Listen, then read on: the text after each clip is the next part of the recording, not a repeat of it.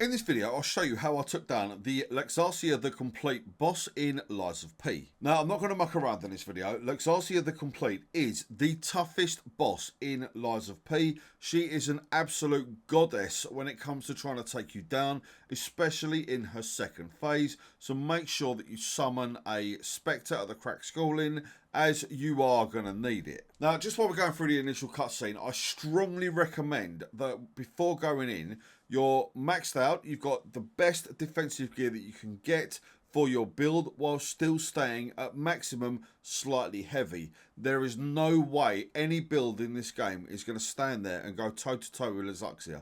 You have to get out of the way of her attacks. So being able to dodge rather than stand there and try and block or even just tank her abilities, there's just no way. Get out of the way of her attacks, especially in the second phase, and then you might stand a chance of survival. Now, I'm doing the audio for this guide after I've taken down every boss in the game. I've done them all, from the Parade Master right the way through to the optional Nameless Puppet at the end of the game. And like I said, she is by far the toughest opponent by a long, long way. Now, Laxasia will come at you initially with some very heavy hitting combos as well as electrified attacks. She'll slam the ground.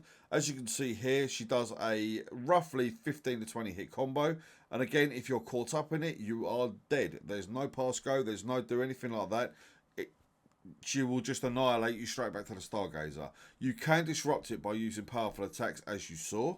But ultimately, it is very hard and rare to do. Now, for me, I'm using the Twin Dragon Sword that you can exchange after you take down the Puppet Devouring Green Monster with Alidoro. However, it's all personal preference for this one. Providing you can go in light enough to still be agile, you're going to stand a much better chance. Now, you're going to see in a second, she's going to basically stick a sword in me, throw me up in the air, and then throw me away. That's a very nasty attack that you want to try and avoid, especially if she does a follow-up dash attack, which she can do on occasion. Obviously, sod's law, she hasn't done it here, but sometimes she can. Just be aware of it.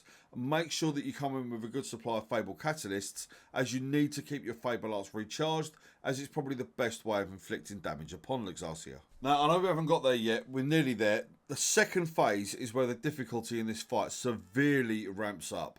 She will basically, at the start of the round, jump up in the air and then fire some very hard-hitting electrical balls at you, which, if you perfect parry them, you are going to be able to send them back to her, which will then build up stagger. She will, after she's done her initial ball attack, come down and slam the ground, dealing a large electrical AoE. Now, like I've said in the guide so far, the second phase is where the real challenge lies. If you've struggled at any point getting through the first phase, and you haven't got that many pulse cells, or you've already burnt up through your resources, then you might as well just let her kill you, as the fight in this half is just next level. It feels like it should be part of another game. However, we're stuck in this fight until we manage to bring her down. Now, for me, I probably died a good 20-30 times against Laxasia. I think my total was 28. So by the time I got through to my final round, which you're watching now, I basically equipped a fire abrasive, chucked that on my sword, and then just went absolutely tonto on her, just doing the best attacks I could. And also had a little bit of luck where she targeted the Spectre rather than me. So as you can see here, here's the ball attacks that are going to come in. If you manage to perfect parry them, just like this one, it'll turn orange, you'll send it back to her. I'm a little bit crap when it comes to this game. I'm going to make no bones about it. I'm nowhere near the best at Lies of P. But if you can take a little bit of the advice that I'm giving you, make it your own, you should be able to bring this tart down. Now, I'm going to let the fight play out in a second. Just before I do that, reward-wise, once you've taken Laxasia the Complete down, you're going to get the Sad Zealot's Ergo, as well as 16,550 normal Ergo. However, once the fight's done, you would ordinarily go into the back room where you're going to find a old comrade, shall we say. I don't want to spoil anything for you, but before you do so, I strongly recommend that you make sure that you send the "My Heart is Pounding" message on screen if you're going through an Alive playthrough, which is what we recommend at the start of the game. Now, you can find a link down below the like button for the Lies of P Story Progression Essentials guide that I've put together.